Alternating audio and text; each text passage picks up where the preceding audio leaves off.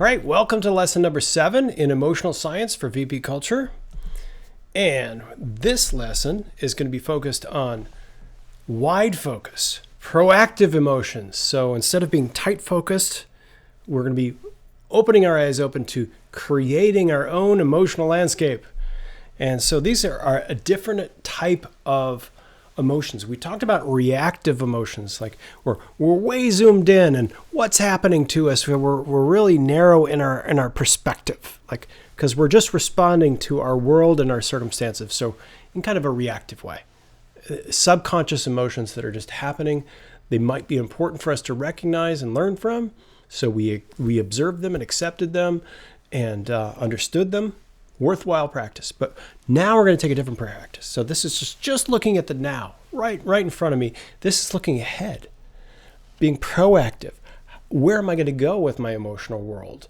What kind of emotional world am I really facing? So it's taking time to be proactively introspective. So that's what we're going to be looking at. This comes from the work of Dr. Sue Johnson, and it's exploring the deepest feelings of being valued.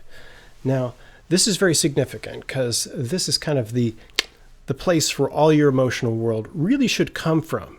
If you start to cultivate this, even your reactions to other things, you're starting to train yourself to be less reactive, and you're training your emotional world to be more focused again on what is important, focus on where you want to go. So it's got that broader focus of what is this coming from? So let's look at in detail.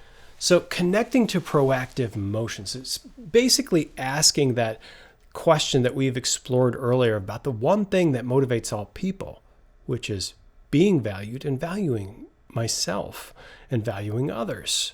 So these questions, do I value my work or do I feel it isn't valuable? If you haven't answered that question, then fundamentally, you're not quite sure where you're going.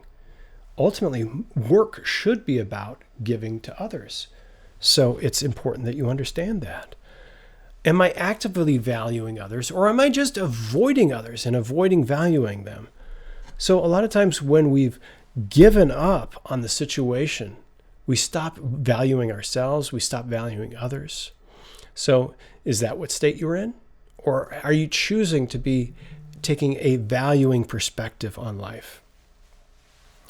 So the next question, am I valuing my team in this situation? Now, that's a very important question to be focused on. You always want to be valuing teams, valuing others. When that energy that you decide to give to others, that's going to be a move towards kind of thought. And so you want to sort of prime yourself and say, my life is about moving towards others as best I can. Okay? So the final question is, do I see others' contributions as valuable? So allowing others to be valuable in your life, allowing them to approach you and contribute to your world and be a part of that. So these are all emotional questions that are focused on valuing, giving value, and being valued. There are other questions, but fundamentally, am I all about a person that wants to value others and be valued? That's the core of VP culture. And that's also the core of our emotional world, according to Sue Johnson.